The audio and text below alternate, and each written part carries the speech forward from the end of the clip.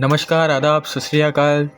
By the way, जो भी कहना चाहें आप ग्रीटिंग्स के लिए, आपका फिर से मेरा चैनल पे स्वागत है। आज मैं करने वाला हूँ टॉपिक डिफरेंशियल कैलकुलस का रेडियस ऑफ कर्वेचर टॉपिक है। ठीक है, तो रेडियस ऑफ कर्वेचर टॉपिक करने वाले हैं और रेडियस ऑफ कर्वेचर क्या होता है, किस लिए फाइंड किया जाता है, ये आज मैं बताने वाला हूँ। तो अपन क्या कहते हैं, रेडियस ऑफ कर्वेचर की पहले डेफिनेशन लिख लेते हैं। ठीक है, उसके बाद मैं समझाना स्टार्ट करता हूँ। तो अपन रेडियस ऑफ कर्वेचर को डेफिनेशन लिखते हैं। तो पहली बात तो रेडियस ऑफ कर्वेचर की डेफिनेशन नहीं, कर्वेचर की डेफिनेशन होती है कर्वेचर का रेडियस कैसे निकलता है, उसके लिए हम ये मैथमेटिकल टॉपिक यूज लेते हैं। तो कर्वेचर क्या होता है पहले तो अपन ये समझ लेते हैं। तो the amount of bending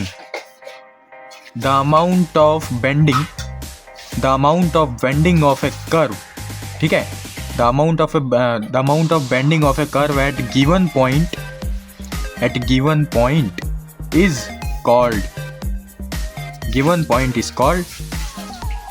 called, ठीक है, गिवन पॉइंट ऑन इट आएगा। ठीक है, ऑन इट, क्योंकि जो बेंडिंग ऑफ कर्व रहेगा, जो गिवन पॉइंट पे जो बेंडिंग ऑफ कर्व रहेगा, ठीक है, उसको हम कहेंगे कर्वेचर। इसलिए हमने ऑन इट लिखा है यहाँ पे। ठीक है, समझ गए। अब अपन चलते हैं आगे। अब इसमें मेन बात क्या है, रेडियस ऑफ कर्वेचर हम निकालते ही क्यों है कि देखो, रेडियस ऑफ कर्वेचर मतलब क्या हुआ कि बैंड जितना बेंडिंग के लिए, बेंडिंग ही है ना, ये सब बेंडिंग ही तो है, कर्व के बेंडिंग का ही तो टॉपिक है। तो जैसे छोटा यानी जितना कम बेंडिंग, ठीक है, जितना कम बेंडिंग, ये हो गई कम बेंडिंग, तो उतना ज़्यादा रेडियस, ठीक है, जितना कम बेंडिंग उतना ज़्यादा रेडियस, ये कम बेंडिंग।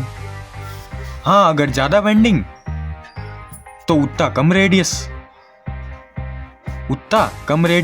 और इसी को अपन कहेंगे रेडियस ऑफ कर्वेचर। इसी के लिए हम यूज़ ले रहे हैं ये रेडियस ऑफ कर्वेचर नाम का टूल। ठीक है, तो मेनली इसमें दो ही फॉर्मूले होते हैं, पर हम इसको वेरिएबल्स को चेंज करके 3 फॉर्मूले बनाए। ठीक है, तो मेनली फर्स्ट फॉर्मूला कौन सा है, कर्व की इक्वेशन निकालने के लिए, इक्वेशन की जो कर्व है उसका रेडियस निकालने के लिए। ठीक है, कर्वेचर का रेडियस निकालने के लिए फर्स्ट फॉर्म क्या है अपने पास, ठीक है, P, यानी इधर P लिखा है पर ये P नहीं है, इसको क्या कहते हैं अपन, रो से डिनोटेड किया जाता है इसको। ठीक है, रो से डिनोट किया जाता है।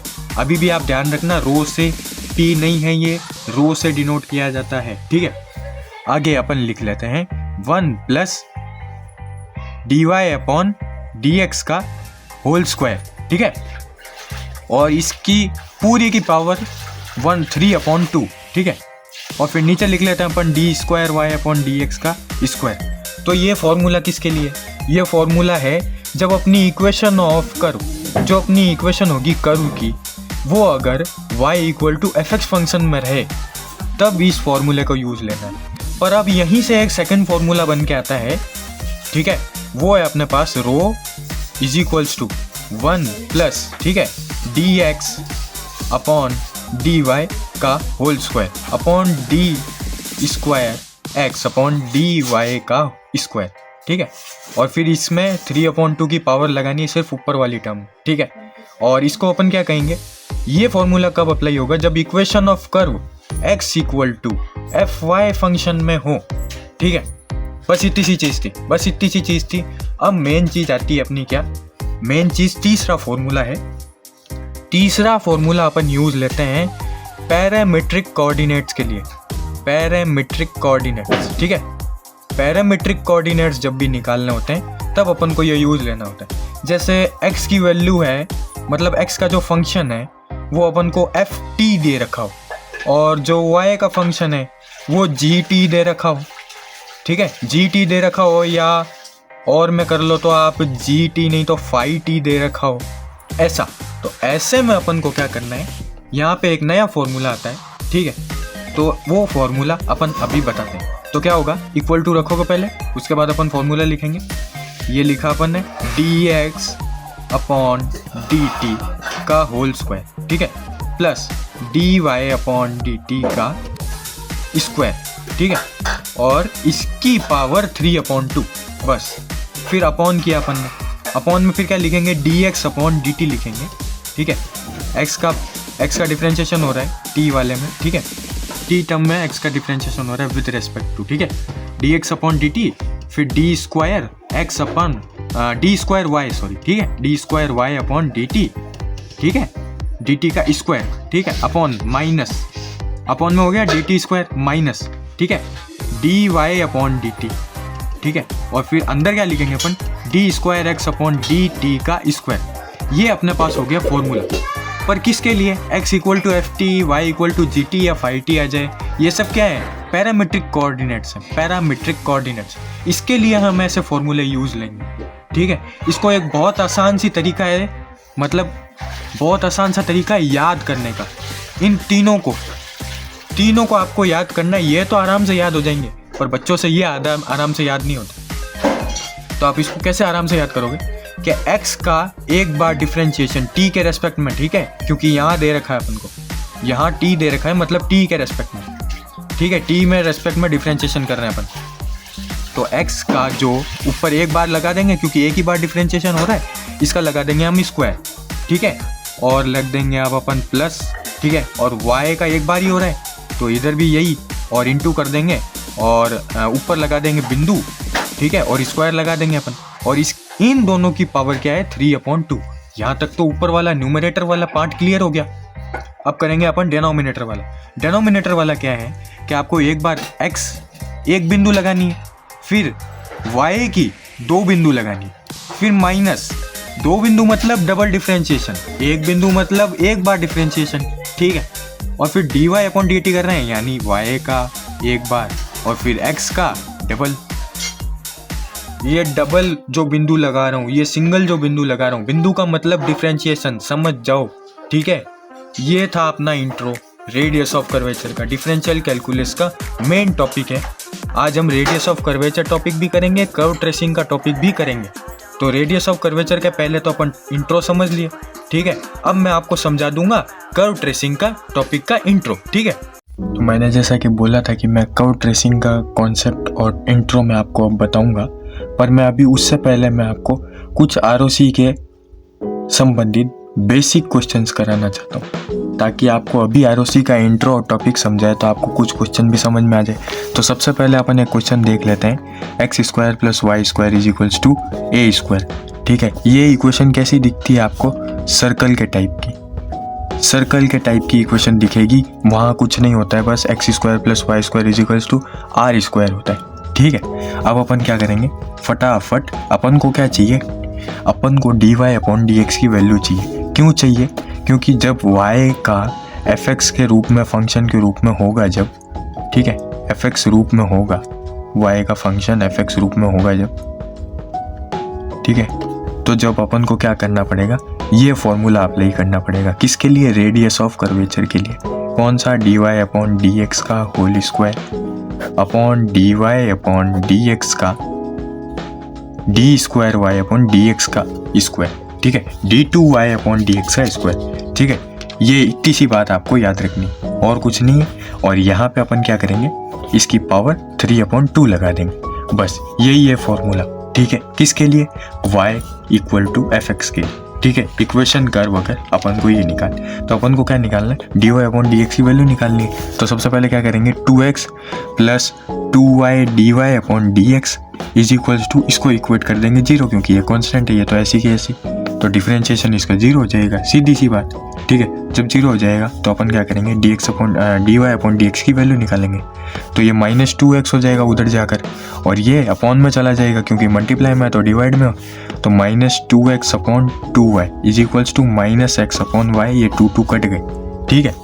अब क्या करेंगे अपन, बहुत सिंपल सी चीज़, अब अपन इसका डिफरेंशिएशन करेंगे डबल बार, इसका डबल बार, तो यानी क्या करेंगे अपन, d2y upon dx square is equals to, तो अपन क्या करेंगे, फटाफट इसका डिफरेंशिएशन कर लेते हैं। तो कौन सा फॉर्मूला लगेगा इधर, u अपॉन v का फॉर्मूला लगेगा।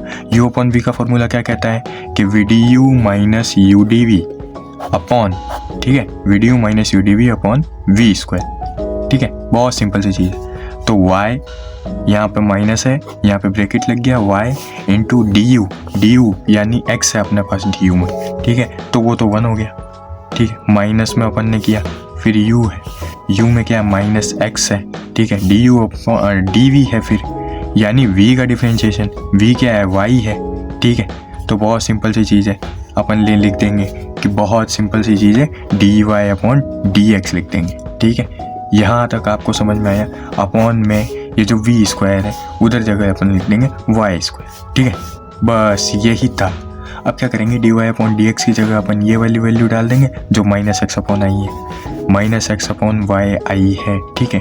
तो y = -y minus x, dy/dx की वैल्यू डालेंगे -x/y, तो ये क्या बन जाएगी, x²/y प्लस, ठीक है, अपॉन में v², तो v² की जगह क्या वैल्यू डल जाएगी, y², ठीक है। बहुत सिंपल सी चीज़ थी, बहुत सिंपल सी चीज़, ठीक है। अब अपन को क्या करना है, ये y है, ठीक है बेटा, ये y है, तो y + x²/y, y + x²/y। अपन क्या करेंगे, इसका फटाफट से एलसीएम ले लेंगे, तो -y² + x², और ये y नीचे आ जाएगा तो y का क्यूब, ठीक है। बहुत सिंपल सी चीज़ थी, बहुत सिंपल सी। अब क्या करेंगे अपन, इसको अपन ने क्या किया है, इसको अपन ने a² का है, तो अपन यहाँ -a²/y³ कह देंगे, ठीक है, -a²/y³ कह देंगे। और मैं यहाँ मेंशन कर देता हूँ कि a² क्वेश्चन से लिया गया है, a² क्वेश्चन से लिया गया है, ठीक है, a² क्वेश्चन से लिया गया है, और मैंने यहाँ से लिया है x² + y² को अपन ने a² बताया है, ठीक है। अब अपन क्या करेंगे, सीधे फॉर्मूले में ये वैल्यूज अप्लाई करवा देंगे। तो रो, मैंने आपको इंट्रो में ही बताया था कि रो से डिनोट होता है, ठीक है, रेडियस ऑफ कर्वेचर रो से डिनोट होता है। अभी भी जान जाओ, रेडियस ऑफ कर्वेचर रो से ही डिनोट होता है। अब अपन क्या करेंगे, फॉर्मूला लिखेंगे 1/dy/dx का होल स्क्वायर, उसकी पावर 3/2, पूरे ऊपर वाले न्यूमरेटर की पावर 3/2 है, ठीक है, अपॉन में d2y/dx का स्क्वायर। बस इतनी सी चीज़, ठीक है। अब अपन को क्या करना है, इसकी जगह वैल्यूज रखनी है, तो 1 रख देंगे, ठीक है, प्लस फिर dy/dx की वैल्यू क्या आई थी, -x/y आई है, उसका स्क्वायर, ठीक है, फिर अपॉन कर देंगे और इधर लगा देंगे 3/2, ठीक है, पावर लगा दी अपन ने इधर। उसके बाद अपन क्या करेंगे, d2y/dx² का फॉर्मूला वैल्यू क्या आई थी, वो आती ये क्या थी, a²/y³, ठीक है, a²/y³, यहाँ अपन ने डाल दी वो वैल्यू, ठीक है। अब अपन कुछ नहीं करेंगे, फटाफट इसको सिंप्लीफाई करवा के आंसर निकलवाएंगे। तो आंसर निकलवाएंगे तो क्या करेंगे, ये हो जाएगा 1 + x²/y², ठीक है, 1 + x²/y², ठीक है। और अपन नीचे क्या कर देंगे, a², और यहाँ पे जो अपॉन में y³ था उसको अपन ऊपर ले जाएंगे, तो यहाँ हो जाएगा y³, है ना, यहाँ y³ हो जाएगा। अब इस y³ को यहाँ लाएंगे, तो रो इक्वल टू, अब लिखेंगे यहाँ से कि रो इक्वल टू, ठीक है, 1 + x²/y², ठीक है। और इधर क्या कर देंगे अपन, इधर y³ को अपन ने आगे लाए, तो y³ अपॉन a², ठीक है। यहाँ तक आया समझ में, यहाँ तक आपका आया समझ में, ठीक है, बहुत सिंपल सी चीज़ थी। y³ अपॉन a² लिखा अपन ने, 1 + x²/y² लिखा अपन ने, इसकी होल पावर 3/2, ठीक है, बस इतनी सी बात थी। और अपन ने क्या किया, अब फटाफट इसका एलसीएम लेंगे, तो y³ अपॉन a², ठीक है, y³ अपॉन a², ठीक है, और इसमें ले लेंगे एलसीएम, ठीक है, तो y² + x² अपॉन y², ठीक है, और इसकी पावर लगा देंगे 3/2। बस अब क्या करना है अपन को, वही चीज़ y² + x² को अपन ने क्या बताया था, a², जो कि यहाँ है, ठीक है, क्वेश्चन में। तो अपन क्या करेंगे, उधर ये रख देंगे, इधर ये रख देंगे, तो अपन क्या करेंगे, y³ लिखा अपॉन a² लिखा, ठीक है, और यहाँ पे a³ लिखा और अपन में y² लिख दिया, ठीक है, बहुत सिंपल सी चीज़, y² लिख दिया। और यहाँ पे अपन जब पावर हटवाएंगे, जैसे y² × 3/2 किया, तो ये कटा, तो y यहाँ पे क्यूब हो जाएगा, ठीक है, और यहाँ पे एक y² + x² है ना, तो यहाँ जब करेंगे तो ए स्क्वायर आएगा, पर वही जब ए स्क्वायर होगा तो यहाँ पे 2 कट जाएगी पावर, यहाँ पे 2 कट जाएगी पावर, ये क्या हो जाएगा ए क्यूब, है ना। बहुत सिंपल सी चीज़, क्या हो जाएगा ए क्यूब, ठीक है। अब अपन फटाफट पावर काट देंगे इनकी, ठीक है। तो ये कट गया, ये कट गया, अपने पास क्या आ गया आंसर ए, ठीक है। बस ये था हमारा आंसर इस क्वेश्चन का, बस इतना सा आंसर था। हमने क्या करा है, सर्कल की इक्वेशन को सॉल्व करा है, उसका रेडियस ऑफ कर्वेचर निकाला है, ROC निकाला है। अभी एक और क्वेश्चन देखते हैं। अब अपन कौन सा क्वेश्चन देखेंगे, अब अपन क्वेश्चन देखेंगे, अब बोलते हैं कि सेकंड क्वेश्चन अपन देखते हैं x equal to a cos t, ठीक है, और y equal to a sin t, ठीक है। अब इसका आंसर क्या बनेगा, अपन को इसी का ROC निकालना है, radius of curvature. Radius of curvature निकालना, अपन क्या करेंगे कि अपन पहले तो इसका डिफरेंशिएशन कर देंगे। तो एक बार डिफरेंशिएशन करेंगे इसका तो क्या आएगा माइनस a sin t, और एक बार y का करेंगे तो a cos t, ठीक है। आपको डिफरेंशिएशन करना तो आता है, ये तो फॉर्मूला है, ठीक है। फिर एक बार क्या करेंगे, एक बार इसका जो आ गया वो ठीक है, अब इनके डबल डिफरेंशिएशन कर देंगे तो क्या आ जाएगा माइनस a cos t, ठीक है, और माइनस a sin t, ठीक है। अभी आज अपन बेसिक क्वेश्चंस टॉपिक बस इतना ही पढ़ेंगे लेक्चर 1 में। लेक्चर 2 में अपन क्या करेंगे, एडवांस्ड क्वेश्चन तक जाएंगे और क्वेश्चन अच्छे सॉल्व करेंगे, ठीक है। पर आज लेक्चर 1 में मैं इतना ही पढ़ा पाऊंगा क्योंकि आज मुझे कहीं काम से बाहर जाना है इसलिए, ठीक है। तो माइनस a sin t हो गया है। अब क्या करेंगे, रो वाला फॉर्मूला लगा देंगे, बस उधर क्या करना है अपन को, बस सीधे फॉर्मूला अपन को अप्लाई करना है। तो अपन क्या करेंगे, ब्रैकेट लगाया और उसके बाद अपन सॉल्व करते हैं, ठीक है। वैल्यूज पुट कराने से पहले अब अपने पास है एक ट्विस्ट क्या है कि इधर फॉर्मूला कौन सा लगेगा, रेडियस ऑफ कर्वेचर के लिए कौन सा फॉर्मूला लगेगा। रो से डिनोट करते हैं हम रेडियस ऑफ कर्वेचर को, अभी भी मैं बता रहा हूँ वापस, ठीक है, रिकॉल कर रहा हूँ। अब अपन क्या करेंगे कि ROC का कौन सा फॉर्मूला लगेगा, पैरामेट्रिक कोऑर्डिनेट्स का, ठीक है, पैरामेट्रिक कोऑर्डिनेट्स का। मैंने आपको बताया था तीसरा नंबर फॉर्मूला था अपना, तो वो यहाँ यूज होगा। तो अपन क्या लिखेंगे, dx/dt उसका स्क्वायर प्लस dy/dt, ठीक है, उसका स्क्वायर, ठीक है, और इन न्यूमरेटर्स की पावर हो जाती है 3/2 अपॉन में dx/dt, ठीक है, और फिर d2y/dx का स्क्वायर, ठीक है, माइनस dy/dt, ठीक है, और d2x/dt का स्क्वायर। ये अपन लिखते हैं, ठीक है। जब फॉर्मूला किसके लिए चाहिए होता है, पैरामेट्रिक कोऑर्डिनेट्स के लिए। पैरामेट्रिक कोऑर्डिनेट्स के लिए जब फॉर्मूला चाहिए होता है तो अपन ऐसे लिखते हैं, ठीक है। अब अपन क्या करेंगे, फटाफट इनमें वैल्यू डलवा देंगे। जब वैल्यू अपन डलवाएंगे तो क्या करेंगे, सीधी सी बात, अपन इसमें वैल्यू पुट करवाएंगे, dx/dt का वैल्यू पुट करेंगे। तो dx/dt का वैल्यू क्या आया है, माइनस a sin t उसका स्क्वायर, ठीक है, तो a square sin square t, ठीक है। फिर अपन क्या करेंगे, प्लस फिर dy/dt क्या करेंगे, ये आया हुआ है, इसको अपन वैल्यू डर देंगे, a square cos square t, ठीक है, अपॉन में dx/dt और इनटू करना है d2y/dx का स्क्वायर, ठीक है। तो dx/dt की वैल्यू क्या है, वो आपको पता ही है, minus a cos sin t, और ये क्या है, x का जो डबल डिफरेंशिएशन होता है, तो x का डबल डिफरेंशिएशन नहीं, यहाँ पे अपन को y का डबल डिफरेंशिएशन चाहिए, यानी ये। तो इधर भी क्या है अपने पास, a स्क्वायर, यानी ये माइनस माइनस हो गए, प्लस a स्क्वायर हो गया, a इंटू a स्क्वायर और साइन स्क्वायर t, तो क्या हो जाएगा, a square sine square t, ठीक है, बस। और यहाँ माइनस था तो यहाँ माइनस हो गया, ठीक है, और यहाँ माइनस था, माइनस सिर्फ माइनस, ठीक है, dy/dt क्या था, a cos t, और ये क्या था, माइनस a cos t, ठीक है। तो ये जब होगा तो ये क्या हो जाएंगे, प्लस हो जाएंगे। कैसे प्लस हो जाएंगे, जब ये minus a square cos square t निकलेगा तो यहाँ आके प्लस हो जाएगा और ये लिखी जाएगा a square cos square t, ठीक है। बहुत सिंपल सी चीज़ थी, a square cos square t लिखी जाएगा। और जब अपन देखते हैं कि न्यूमरेटर्स में इनकी पावर 3/2 होती है, ठीक है। अब अपन क्या करेंगे, ए स्क्वायर ले लेंगे कॉमन ऊपर, तो sine square T plus cos square T, ठीक है। और इन्हीं की वैल्यू थी, इन्हीं का न्यूमरेटर में पावर 3/2, ठीक है।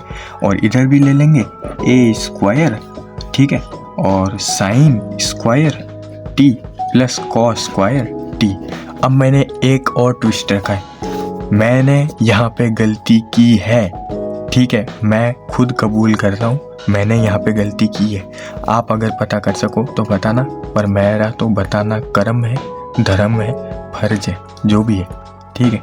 तो जब मैंने ए स्क्वायर जब मैं यहाँ बाहर लाया कैलकुलेट करके, तो आपको पता होगा ए स्क्वायर इंटू 3/2 ये वाली जो पावर है, ठीक है। तो ये 2 से 2 कटेगा, ये ए की पावर क्यूब बन जाएगा। तो यहाँ पे ए की पावर क्यूब होनी चाहिए, 2 नहीं। तो ए की पावर क्यूब हुआ, साइन स्क्वायर टी हुआ, ठीक है, प्लस कॉस स्क्वायर टी हुआ, ठीक है। A square sine square plus t. अब आपको पता चला कि एक आइडेंटिटी यूज हो रही है। क्या यूज हो रही है आइडेंटिटी? कि sine square theta plus cos square theta वो क्या होता है, 1 होता है, ठीक है। तो इसको क्या कह देंगे अपन 1, ठीक है। इसको क्या कह देंगे अपन 1। तो चलो अपन लिख लेते हैं, तो ए क्यूब अपॉन ए स्क्वायर, ठीक है। तो ऊपर तो 1 हो गया, नीचे भी 1 ही हो गया, ठीक है। ये भी sine square T plus cos square T था, 1 ही हो गया। तो अब क्या बचा, ये तो कट गए, 1 ही है, ठीक है। तो यहाँ से पूरी टर्म कट जाएगी ए स्क्वायर की, और यहाँ से एक ए बचेगा सिर्फ, तो ये बच गया ए। और इसको अपन क्या कहेंगे, यही हमारा आंसर है, रो इज इक्वल्स टू ए, ठीक है। यही हमारा आंसर है, यहाँ पे हमारा आंसर खत्म होता है, ये वाला, ठीक है। बेसिक हमने समझ लिए, हम एडवांस क्वेश्चन समझेंगे, अच्छे तरीके से समझेंगे। पर अभी कर्व ट्रेसिंग का टॉपिक और इंट्रो, उससे पहले अपन ये समझ लेते हैं, क्या, कर्व ट्रेसिंग का टॉपिक और इंट्रो, ठीक है। तो अभी कर्व ट्रेसिंग का टॉपिक समझते हैं। चलो अपन कर्व ट्रेसिंग टॉपिक पर, और मैंने कहा था कि अब कर्व ट्रेसिंग का टॉपिक पढ़ाएंगे, इंट्रो करेंगे, और अब इनके भी क्वेश्चंस करेंगे। तो कुछ बेसिक क्वेश्चंस होंगे इसके, और कर्व ट्रेसिंग का टॉपिक भी होगा। तो सबसे पहले तो अपन बात समझ लेते हैं कर्व ट्रेसिंग होता क्या है। तो curve tracing is a mathematical topic, ठीक है। कर्व ट्रेसिंग एक मैथमेटिकल टॉपिक है, ठीक है। उसका यूज़ किस लिए होता है कर्व ट्रेसिंग का, चलो आपको मैं ऐसे ही बता देता हूँ। यूज़ किस लिए होता है कि जो इक्वेशन से कर्व फॉर्म हो रही है, ठीक है, इक्वेशन से जो कर्व फॉर्म हो रही है, उसका शेप पता करने के लिए, ठीक है, ओवरऑल शेप पता करने के लिए, उसका ओवरऑल शेप पता करने के लिए, और उसके बाद उसकी प्रॉपर्टीज़ पता करने के लिए। Properties like tangency and origin से पास हो रही है या नहीं, ठीक है, ओरिजिन से पास हो रही है या नहीं, ठीक है, और या फिर आप कह सकते हैं सिमेट्री, ठीक है। तो अपन सबसे पहले क्या करते हैं, अपन को जब कर्व ट्रेसिंग में इंजीनियरिंग मैथमेटिक्स में कर्व ट्रेसिंग का जब टॉपिक आता है, तो अपन को क्या करना होता है, 4 पॉइंट्स होते हैं, मेनली 4 पॉइंट्स को अपन को ध्यान रखना है, बस ये टॉपिक इतना ही सही है। तो आपको 4 मेनली पॉइंट्स को कौन सा याद रखना है, अब मैं बताता हूँ। तो फर्स्ट पॉइंट तो है अपना सिमेट्री, ठीक है। अच्छा एक बात और बताता हूँ, इसको याद रखने की टेक्निक बहुत सिंपल टेक्निक है। ऐसे तो अपन कहते हैं सोटिया, ठीक है, सोटिया कहते हैं इसे, पर हम है ना ए पढ़ के आ चुके हैं, और ए आपको पता होगा, ए मतलब हुआ एसिम्प्टोट। एसिम्प्टोट अपन ने पैरेलल वाले भी पढ़ लिए, और वो अब ऑब्लिक वाले भी पढ़ लिए, और एसिम्प्टोट का अपन ने पूरा डिफाइन कर चुका हूँ मैं, ठीक है। आपके सामने इसी टाइम पर एक ऊपर आई बटन आ रहा होगा, आप देख लेना, उसमें एसिम्प्टोट का लेक्चर दिया हुआ है, ठीक है। बाकी हम अभी सोटिया यूज़ नहीं करके सिर्फ सोटी यूज़ करेंगे। तो जब सोटी यूज़ करेंगे तो सोटी से आपको याद रहना चाहिए, इस सोटी से 4 बन रही होंगी पॉइंट्स, ठीक है, 4 पॉइंट्स बन रहे होंगे इस सोटी से। तो सोटी से क्या हुआ, एस से मतलब क्या हुआ, सिमेट्री। ओरिजिन से क्या हुआ कि ओरिजिन पॉइंट्स, ठीक है, ओरिजिन पॉइंट्स। और फिर टी क्या हुआ, टी मतलब टेंजेंट एट ओरिजिन, ठीक है। और आई मतलब क्या हुआ, इंटरसेक्शन विथ कोऑर्डिनेट एक्सिस। ठीक है, मैंने आपको बताया बहुत सिंपल सी ट्रिक है ये याद करने की। ऐसे तो सोटिया याद रखते हैं, ठीक है, पर हमने एसिम्पटोट क्लियर किया हुआ है, इसीलिए कर्व ट्रेसिंग के टॉपिक में ए यानी एसिम्पटोट क्लियर करना जरूरी नहीं है, आपको सिर्फ सोटी याद रखना है। इसकी मदद से अपन कर्व ट्रेसिंग के कर्व को ट्रेस करने के लिए ये टूल यूज करेंगे। ठीक है, कर्व को ट्रेस करने के लिए यूज करेंगे कर्व ट्रेसिंग। ठीक है, बस इतनी सी चीज है। अब मेनली बात क्या आती है, सिमेट्री चीज क्या होती है, अब अपन ये समझेंगे। तो पहला पॉइंट लगा लेते हैं, सिमेट्री चीज क्या होती है अपन ये समझते हैं। तो अपन एक ले लेते हैं पैराबोलिक इक्वेशन, जो कि होती है, जैसे अपन एग्जांपल के लिए ले लेते हैं y इक्वल्स टू 4ax। ठीक है, और आपको दूसरी और बता देता हूँ, एक y square is equals to, चलो एक्स स्क्वायर ले लेते हैं। चलो, तो x square is equals to 4ay। ठीक है, अब आपको दोनों ही पता है, दोनों ही क्या है, पैराबोला है। क्या है दोनों, पैराबोला, दोनों पैराबोला है। ठीक है, अपन को क्या करना है, इसकी सिमेट्री बतानी है। तो कैसे बताएंगे अपन सिमेट्री, अपन ने बनाई y एक्सिस, फिर बनाई अपन ने x एक्सिस। ठीक है, इसकी सिमेट्री अपन ने कैसे बनाई, ऐसे ऐसे, ये सिमेट्री अपन ने बनी। यानी सिमेट्री मतलब ये कि ऊपर जितना नीचे जितना शेप रहेगा x के अबाउट, उतना ही x के अबाउट सिमेट्री को रहेगा ऊपर। ठीक है, मतलब नीचे की कॉपी ऊपर, नीचे की कॉपी ऊपर पेस्ट, नीचे की कॉपी ऊपर पेस्ट। वैसे ही x square is equals to 4ay। तो अपन क्या करेंगे, इसमें ऐसे बनाया अपन ने, ऐसा बनाया अपन ने, एक्स एक्सिस इसको बोला, y एक्सिस इसको बोला, और अपन ने इधर लगा दिया एक कर्व, यहाँ से जा रहा है। ठीक है, ठीक है, तो ओरिजिन से ही पास हो रहा है, पैराबोलिक है। ठीक है, अपन इसको क्या कह देंगे, x square is equals to 4ay equation है। ठीक है, इससे अपन ने ये कर्व बनाया है, और अपन इधर से क्या कह देंगे कि जितना इधर है सिमेट्रिक उतना इधर है ना, जितना इधर है उतना इधर ही है। Clear, copy paste, copy paste. ठीक है, ऊपर जैसे नीचे बनेगा वैसा ऊपर बनेगा, जैसे ही लेफ्ट में बनेगा वैसे ही राइट में बनेगा। ठीक है, राइट में लेफ्ट में सेम बनेगा, उसे ही हम सिमेट्री कहेंगे। ठीक है, ये सिमेट्री होती है। पर हाँ, जब आपको ओरिजिन से पास होने वाला चीज ही नहीं मिले, जैसे अब बताता हूँ, आपके पास आया y एक्सिस, ठीक है, और एक x एक्सिस, ठीक है, और ये हो गया x डैश, ये हो गया y डैश। ठीक है, अब क्या करेंगे अपन, अब क्या करेंगे, इधर अपन ने सर्कल बना दिया। तो आपको लगता है ये ओरिजिन से पास हो रहा है, ओरिजिन से तो पास ही नहीं हो रहा, ये सर्कल बन गया। नहीं, ये ओरिजिन से तो पास ही नहीं हो रहा, क्योंकि ये सर्कल बन गया। मेनली ये चीज हो गई अपने के साथ, इसलिए तो ये ओरिजिन से पास नहीं हो रहा। तो ये आपको समझ में आ गया कि यहाँ तो पॉइंट 0,0 रखने पर भी क्या छूट जाएगा, x square plus Y square is equals to A square होता है ना। तो अपन इसको क्या कह देंगे कि हाँ भाई, ये x square plus Y square is equals to A square है। तो अगर हम 0,0 रखते हैं ओरिजिन पॉइंट, तो 0 + 0 is equals to A square, मतलब ए स्क्वायर पॉइंट छूट जाएगा, ए स्क्वायर छूट जाएगा अपना। ठीक है, और जब ए स्क्वायर छूटेगा तो आपको पता है फिर ये तो ओरिजिन पॉइंट से पास ही नहीं हो रहा है, सीधी बात। तो ओरिजिन पॉइंट से पास नहीं हो रहा, तो फिर अपन चलते हैं अब आगे।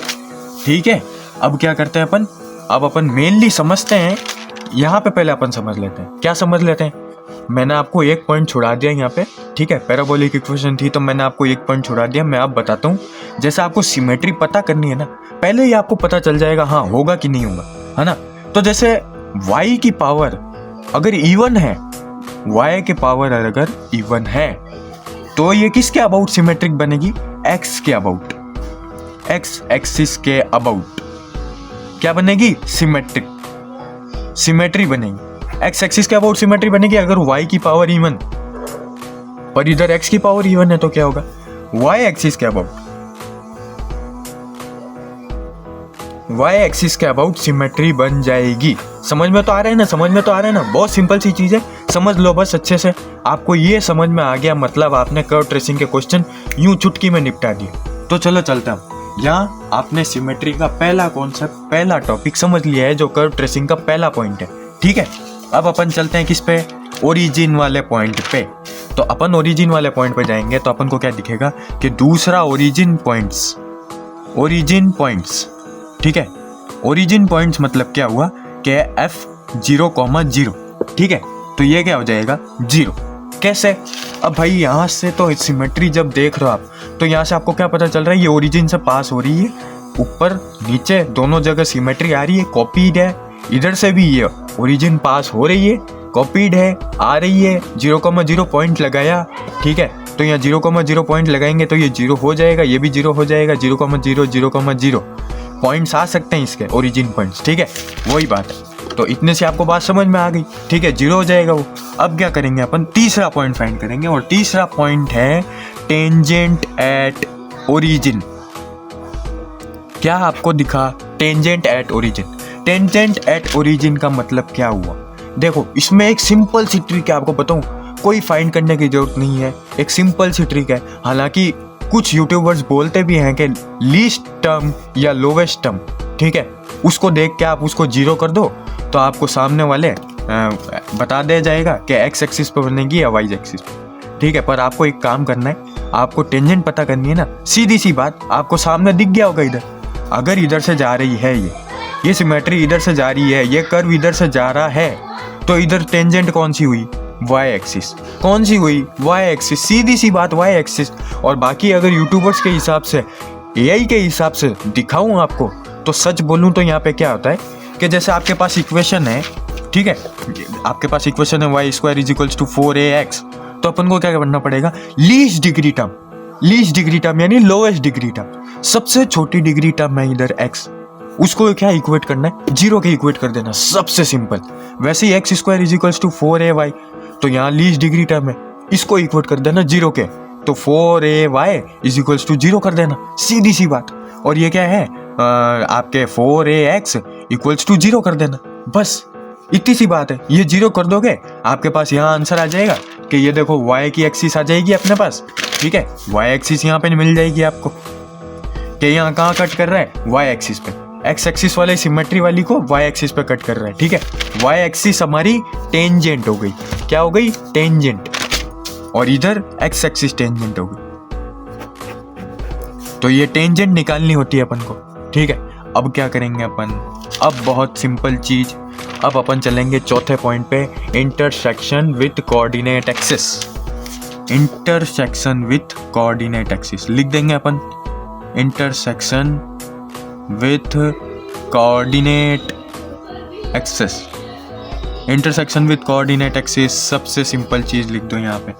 अब अपन इंटरसेक्शन विथ कोऑर्डिनेट एक्सिस में करते क्या है? देखो, अगर एक्स एक्सिस का निकालना होगा अपन को, ठीक है, एक्स एक्सिस का इंटरसेक्शन निकालना होगा कर्व का कोऑर्डिनेट एक्सिस भी, तो अपन क्या करेंगे? y को 0 रख देंगे, और y एक्सिस को निकालना होगा तो x को 0 रख देंगे। आ गया समझ में? आ गया? वही वाला ग्राफ वाला ही सीन है। अब अपन ने बनाई जैसे ये वाली इक्वेशन जो मैंने आपको बताया था कि हाँ भाई ये था, फिर उसकी इक्वेशन थी x² + y² = a², है ना। तो इधर होगा क्या? मैं अब इधर रख देता हूँ, एक्स एक्सिस के लिए निकालना है तो y को 0 रख देता हूँ। जैसे ही y को 0 रखूंगा तो ±a आएगा, आपको पता हो जाना चाहिए। यहाँ क्या आ जाएगा? ±a आ जाएगा। x का वैल्यू ±a, यानी y 0 है, तो अपन x की, ये रहा x एक्सिस, ये रहा y एक्सिस, अपन पॉइंट्स क्या बनाएंगे? -a,0 और a,0, ठीक है। और अपन जब है ना y एक्सिस का निकालेंगे तो x² + y² = a² करेंगे तो y = ±a आ जाएगा। तो इस पे क्या होगा? x 0 हो जाता है, x 0 हो जाता है, यानी 0, a और 0, -a। ये बस, ये था आपका इंटरसेक्शन का कोऑर्डिनेट एक्सिस के बीच कर्व का इंटरसेक्शन। यही थे 4 पॉइंट्स, यही आपको किसी भी क्वेश्चन में फाइंड करने हैं।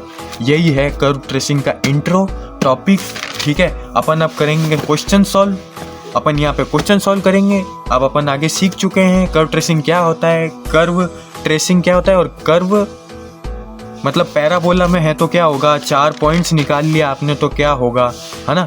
आपने इतना सीख लिया, और रेडियस ऑफ कर्वेचर तो आप सीखते हुए आ ही रहे थे, ये था उसका लास्ट क्वेश्चन, ठीक है। अब चलते हैं अपन क्वेश्चंस पर। मैंने यहाँ तक जो आपको टॉपिक पढ़ाया था वो निकला आपका कार्टेशियन कोऑर्डिनेट्स का, ठीक है। यहाँ कार्टेशियन कोऑर्डिनेट्स का टॉपिक मैंने यहाँ कंप्लीट कर दिया था, ठीक है। अपन अब पढ़ेंगे पोलर कर्व्स, ठीक है। कार्टेशियन कोऑर्डिनेट्स नहीं, कार्टेशियन कर्व्स भूल गया था मैं। कार्टेशियन कर्व्स हो यहाँ पे, ये जो 4 पॉइंट अपन ने निकालने सीखे थे वो कार्टेशियन कर्व्स के थे, ठीक है। ये था वो कर्व ट्रेसिंग का, ठीक है, कार्टेशियन कर्व्स के थे। अब अपन सीखेंगे पोलर के, और उससे पहले कुछ क्वेश्चंस देख लेते हैं। तो सबसे पहले बहुत बेसिक क्वेश्चंस देख लेते हैं, ठीक है। तो सबसे पहले क्या देखते हैं कि अपन को इसकी निकालनी सिमेट्री। तो सिमेट्री निकालने के लिए अपन क्या करेंगे, देखो सीधी सी बात है, इसमें क्या दिख रहा है कि अपन को ये पता लगेगा कि y और x की वैल्यू, ठीक है, चेंज भी कर दी जाए, मतलब इंटरचेंजिंग, ठीक है, इंटरचेंज लिख देना, इंटरचेंज कर दी जाए तो इक्वेशन बदलती नहीं है। इक्वेशन बदल जाएगी, मैं y³ + x³ = 3ayx लिख दूं तो क्या इक्वेशन बदल गई? नहीं बदली ना। तो इसकी सिमेट्री किसके बराबर होगी? y = x के, y = x के बराबर होगी इसकी सिमेट्री। ये हो गया आपका आंसर, बेसिक है, एकदम बेसिक क्वेश्चन, आंसर खत्म। इसका क्या निकालना अपन को, मैंने आपको बताया था कि सोटिया पढ़ना पड़ता है, सोटिया, पर अपन ने क्या पढ़ा है, सिर्फ सोटी, ठीक है। 4 मेथड सिर्फ 4 पॉइंट निकालने होते हैं, पर अपन को सोटिया पढ़ना पड़ता है। मैं एसिम्पटोट निकालना सिखा चुका हूँ, पर मैं आपको अभी भी बता रहा हूँ, आपको अगर इसका निकालना हो वर्टिकल एसिम्पटोट तो आप कैसे निकालोगे। नीचे का x² - 4 है ना, उसको अपन क्या करेंगे, 0 के इक्वेट कर देंगे, x² = 4 कर देंगे, x की वैल्यू एक बार क्या आ जाएगी +2 और एक बार क्या आ जाएगी -2। ये हो जाएगा आपके आंसर, ठीक है। यहाँ पे आपका ये बेसिक वाला आंसर खत्म। ये बेसिक क्वेश्चन हैं, कुछ आपको समझ में आ जाना चाहिए। अभी अपने पास क्या है, ये पोलर इक्वेशन है, ठीक है, पोलर इक्वेशन है, और ये पूछ रहा है कि किस कर्व को ये रिप्रेजेंट कर रही है। तो पोलर इक्वेशन क्या है, r = 2 1 - cos θ। तो 1 - cos θ क्या शेप बनाती है, 1 - cos θ पोलर इक्वेशन है, r = 2 1 - cos θ। 1 - cos θ का जो फैक्टर है वो एक हार्ट शेप बनाएगा, हार्ट शेप बनाता है, हार्ट शेप बनाता है। कहीं भी पढ़ लेना आप, 1 - cos θ फैक्टर हार्ट शेप बनाएगा, ऐसा कुछ, ठीक है, नॉर्मल ऐसा हार्ट शेप बनाएगा। तो इसको अपन क्या कहते हैं, कार्डियोड, ऐसे ये कार्डियोड कहते हैं इसको। ये कार्डियोड के कर्व को रिप्रेजेंट करेगा। ऐसे बहुत से नाम है, जैसे स्ट्रोफॉइड, ठीक है, सिसॉइड, ठीक है, ऐसे बहुत से नाम है, एक्स्ट्रा में बहुत से नाम है ऐसे, पर ये 3 मैंने बताए अभी आपको। कार्डियोड हो गया, स्ट्रोफॉइड हो गया, सिसॉइड हो गया, है ना। अब इसमें क्या करना है अपन को, अब करना है इसका अगला वाला क्वेश्चन, सिमेट्री। इसकी भी सिमेट्री निकालनी। कैसे निकालेंगे अपन सिमेट्री? आपको मैंने बताया था कि अगर किसी भी इक्वेशन में अगर y की पावर इवन मिल जाए तो सिमेट्री किसके अबाउट होगी, x के अबाउट, x के अबाउट सिमेट्री हो जाएगी, ठीक है। ये सब क्वेश्चन 2-2 मार्क्स के हैं, ये टिक राइट में आते हैं, किसमें, टिक डे करेक्ट में, ठीक है। ये आंसर हो जाएगा आपका, आंसर आपका इतना था, ठीक है, x के अबाउट सिमेट्रिक हो जाएगी। फिर अपन क्या करेंगे, ये रहा y = x³ - 3x², पर इसका निकालना क्या है अपन को, पॉइंट ऑफ इन्फ्लेक्शन निकालना है, पॉइंट ऑफ इन्फ्लेक्शन, ठीक है। पॉइंट ऑफ इन्फ्लेक्शन निकालने के लिए अपन क्या करेंगे, कि अपन करते हैं कि y का एक बार डिफरेंशिएशन करवा देंगे, y का एक बार डिफरेंशिएशन करेंगे तो क्या आएगा, 3x² - 6x, ठीक है, आ गया समझ में। पर किसके बिहाफ करवा रहे हैं, किसके विद रेस्पेक्ट टू करवा रहे हैं, x के, ठीक है। फिर अपन क्या करेंगे, एक और बार डिफरेंशिएशन करा देंगे, क्या आ जाएगा, 6x - 6, ठीक है। फिर अपन क्या करेंगे कि x की वैल्यू निकलवा देंगे, 6x - 6 को अपन इक्वेट कर देंगे 0 के इक्वल, ठीक है। तो वो क्या हो जाएगा, एक बार x = 1 आ जाएगा। तो x = 1 आ जाएगा तो अपन क्या करेंगे, x = 1 को अपन इस इक्वेशन में डाल देंगे जो क्वेश्चन की इक्वेशन है। तो जब डालेंगे तो 1 - 3 हो जाएगा, तो -2 आ जाएगा अपने पास, ठीक है। यही हो जाएगा अपना आंसर, ठीक है। अब थोड़ा और अपर लेवल के क्वेश्चन देखते हैं। अब आ गए हैं इस कर्व ट्रेसिंग के नए क्वेश्चन पे। तो क्वेश्चन क्या दिया है, एक्स वाई का स्क्वायर, ठीक है, एक्स वाई का स्क्वायर = 4a² 2a - x, ठीक है। तो अपन को वही पहले 4 पॉइंट्स निकालने हैं, पर हाँ अब क्वेश्चन में 2 चेंजेस यानी 2 पॉइंट्स और निकालने होंगे, तब जाके ये क्वेश्चन कंप्लीट होगा। तो मैं आपको बताता हूँ कैसे question step by step solve करना है। तो सबसे पहले अपन क्या निकाल लेंगे, सिमेट्री।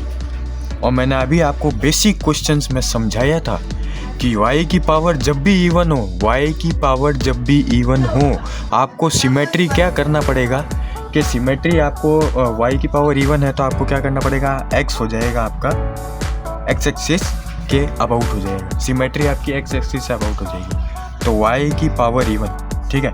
तो अपन लिख देते हैं, जैसे पूरी की लाइन लिख देते हैं, the curve is symmetrical curve is symmetrical about x axis, ठीक है, the curve is symmetrical about x axis because the y power is even, y की पावर इवन है, इसीलिए कर्व सिमेट्रिकल किसके होगी, अबाउट एक्स एक्सिस के। तो सीधी सी बात ये है कि अगर अपन फंक्शन एफ एक्स वाई है, एफ एक्स वाई की वैल्यू है, तो अपन है ना y की जगह अपन आराम से -y भी ले सकते हैं, क्योंकि उससे कोई गड़बड़ी तो आने वाली है नहीं, सीधी सी बात। तो सेकंड ओरिजिन पॉइंट निकालेंगे।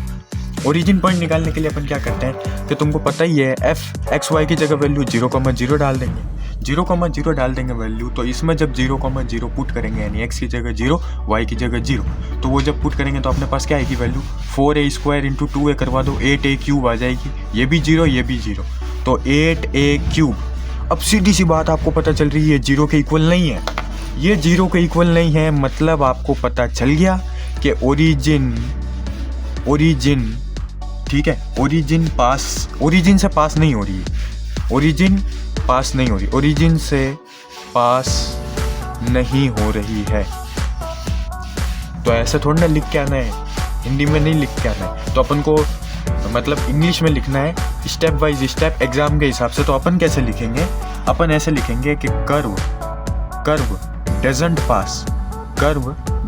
पास passes थ्रू दी ओरिजिन, ठीक है।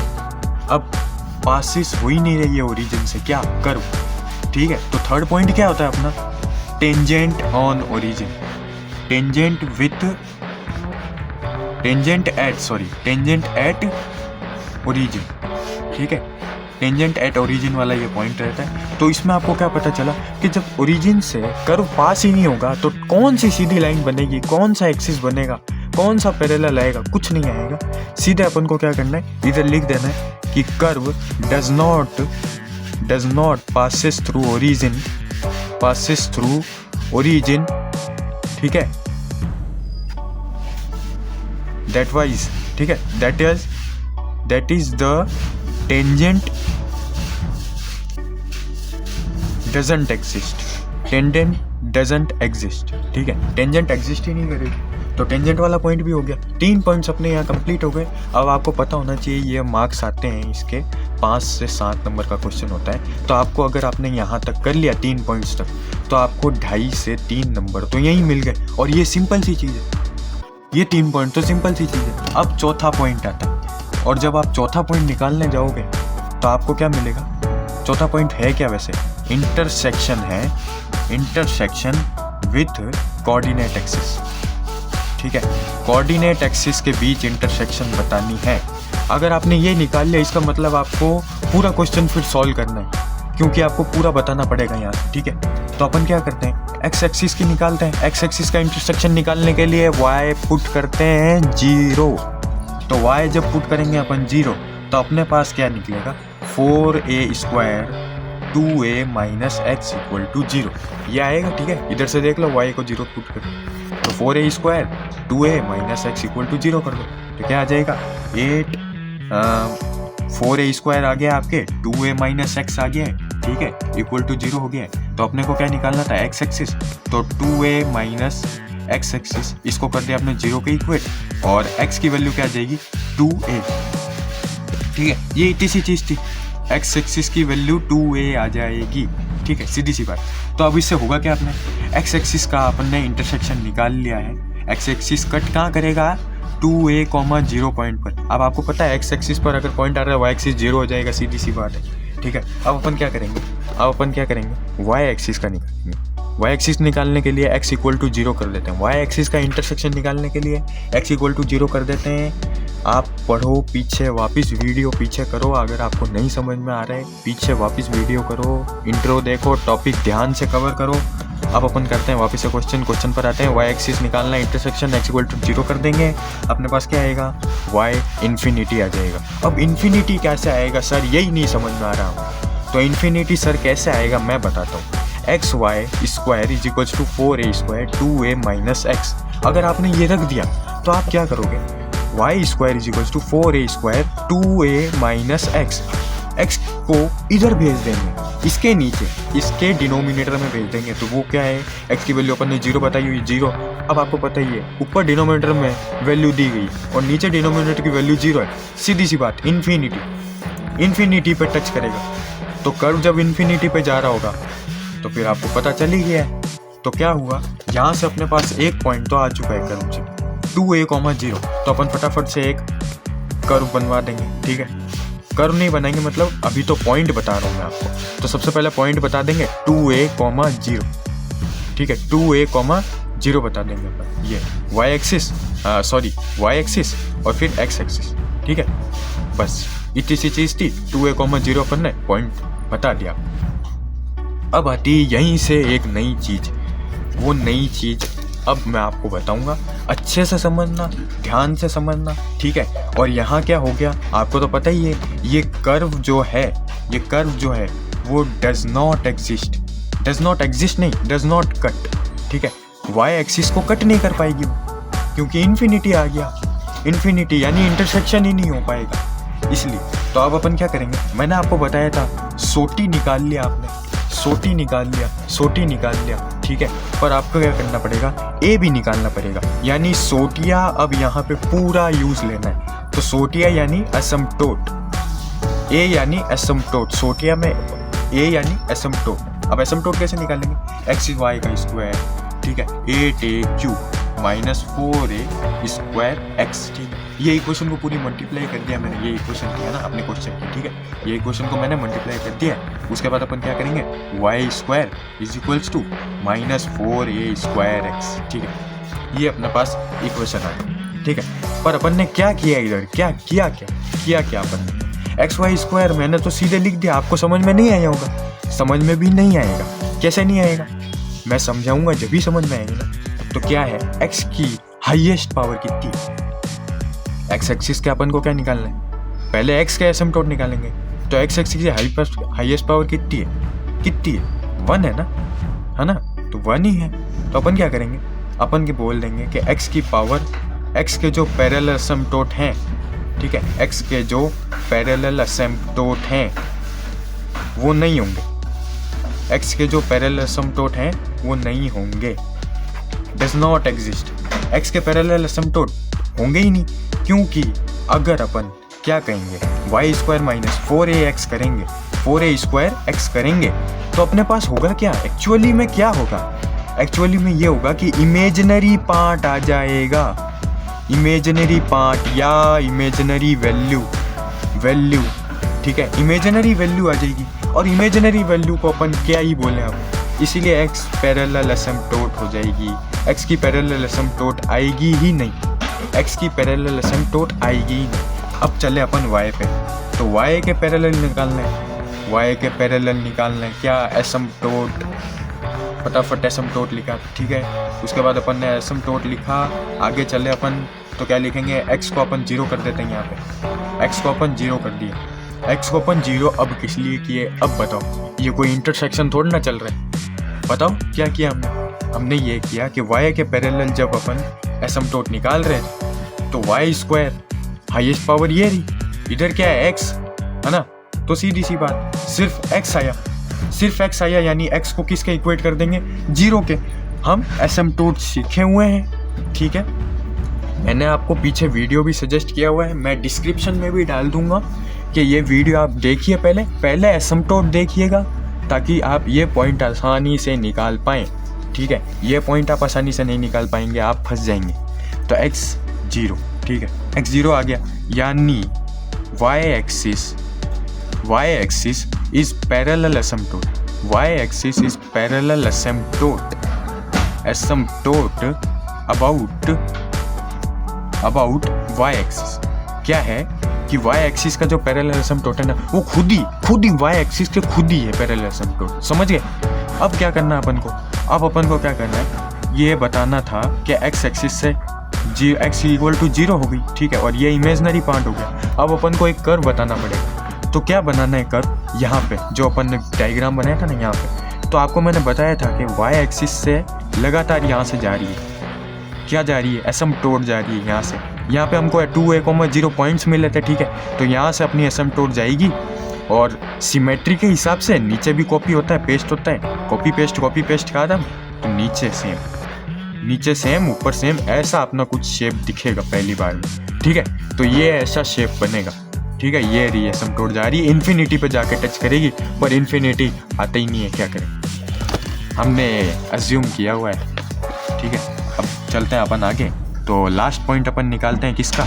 अब देखो, अब मैंने बताया था 100 टी या, पर मैंने आपको ये नहीं बताया था कि कर्व ट्रेसिंग में आर भी निकालना पड़ता है, और इस आर का मतलब होता है रीजन ऑफ एग्जिस्टेंस होता है। ठीक है, इसके लिए अपन को क्या करना पड़ेगा, एक तो पहली बात एसिम्प्टोट आपको समझाया, ये आपको समझ में आया क्या। एसिम्प्टोट यहाँ से ये लाइन जा रही है, ये लाइन, ये सीधी लाइन आपकी एसिम्प्टोट है, ये सीधी लाइन आपकी एसिम्प्टोट है, ये कर्व जा रहा है, ये कर्व जा रहा है, ये समझ गए। ये समझोगे तभी ये पॉइंट का आपको पूरा दिमाग में आएगा। आप एक काम करो, आप जाओ, मेरा कहने का मतलब है आप एसिम्प्टोट के लेक्चर पे जाओ, मेरे एसिम्प्टोट के लेक्चर को पूरा समझो, तीनों पॉइंट्स निकालना सीख जाओ, उसके बाद इस पॉइंट पे आपको सीखना होगा। ठीक है, उसके बाद आप क्या करो, सोटियार मैंने बताया, रीजन ऑफ एग्जिस्टेंस बताया, फटाफट अपन क्या करेंगे, ये वाली इक्वेशन यहाँ पे लिखवा देंगे। तो y लिख देंगे और 4a², तो इसका स्क्वायर, y का स्क्वायर अपन इधर भेज रहे होंगे, तो यहाँ क्या हो जाएगा, यहाँ हो जाएगा अपना 2a², नहीं 2a ओनली। ठीक है, 2a। ठीक है, समझ में आ गया आपको, क्योंकि यहाँ अपन ने भेजा तो यहाँ रूट लग जाएगा। ठीक है, अब अपन क्या करेंगे, इधर रखा अपन ने रूट, इसका अंदर वाले का तो रूट रहेगा ही, तो 2a - x, और इधर का जो x था, जो क्वेश्चन में दे रखा है x, वो अपन यहाँ पे लगा देंगे। ठीक है, यहाँ पे लगा देंगे। अब क्या करेंगे अपन, धीरे धीरे करके इमेजिनरी वैल्यूज पुट करेंगे। तो अपन क्या करेंगे, एक बार x को मैंने y - a पुट किया, x को मैंने -a पुट किया, तो y क्या निकल जाएगा, एक इमेजिनरी वैल्यू निकलेगी y से। ठीक है, फिर क्या करेंगे अपन सेकंड बार में, एक बार x को मैंने 0 ले लिया, तो y क्या निकल जाएगा, इन्फिनिटी निकल जाएगा। और यहीं से मैंने आपको ये चीज़ समझाई, ये कर्व जो जा रहा है y एसिम्प्टोट, ये जा रहा है, ये एसिम्प्टोट, ये कर्व जा रहा है, कहाँ पे टच करेंगे, ये इन्फिनिटी पर, y एक्सिस की इन्फिनिटी पर, सीधी सी बात। अब मेरी बात मैं आपको ये समझाना चाहता हूँ, आप कहोगे कि मैंने यहाँ नहीं लिया, एक बात बता दूँ, एसिम्प्टोट जहाँ होती है ना बेटा, कर्व भी वहीं से जाता है, समझ गए, इसीलिए ये चीज़ है। तो अब क्या बताना चाहता था मैं, वो अच्छे से समझना। तो अपन वैल्यू पुट करा देते हैं, x की 0 करवा दी तो y इन्फिनिटी निकल गई। ठीक है, अब अपन क्या करेंगे, x को 2a पुट करा देंगे, तो y क्या हो जाएगा, 0। जब x को 2a पुट कराया तो y 0 हो जाएगा, सीधी सी बात। ठीक है, और अपन यहाँ क्या देखेंगे, 4 अपन क्या करवा के देखेंगे कि 3a पुट करा दिया, एक बार माइनस करवा दिया, उसके बाद अपन 0 के बाद वाली वैल्यूज लेने लग गए, तो 3a करवा दिया, तो y फिर से इमेजनरी आ गया। ठीक है, इमेजनरी आ गया। अब इमेजनरी आ गया, उसके बाद अपन को क्या करना है, रीजन ऑफ एग्जिस्टेंस बताना है। रीजन ऑफ एग्जिस्टेंस यानी एक इसकी लिमिट बता देंगे एक तरह से कि हाँ भाई, बीच में अपन ने x लगा दिया और ये इक्वल्स टू नहीं लगाना। ठीक है, अपन को तो लिमिट बतानी है, रीजन ऑफ एग्जिस्टेंस बताना है, रीजन किसका होगा, कहाँ से कहाँ तक होगा। ठीक है, तो अपन ये बता देंगे कि 2a तक होगा और शुरुआत हो रही होगी अपनी 0 से। ये हो गया अपना रीजन ऑफ एग्जिस्टेंस। ये हो गया अपना आज का आंसर खत्म। मैंने बेसिक समझा दिया, मैंने एक अच्छा टॉपिक समझा दिया। ये 5 से 7 नंबर का बहुत बड़ा क्वेश्चन था, आप इसको समझना, अच्छे से समझना, एसिम्प्टोट को समझना, एसिम्प्टोट के लेक्चर लेना मेरे वाले, और सिमेट्री, ओरिजिन, ये अच्छे से समझना, पॉइंट्स अच्छे से समझना। मैंने बहुत अच्छी तरीके से समझाए, आप ध्यान बिल्कुल देना। बाकी लाइक करो, वीडियो को शेयर करो, और वीडियो अच्छी लगे तो कमेंट करना, सब्सक्राइब जरूर से करना। बहुत मेहनत करते हैं हम आपके लिए। धन्यवाद, बाय।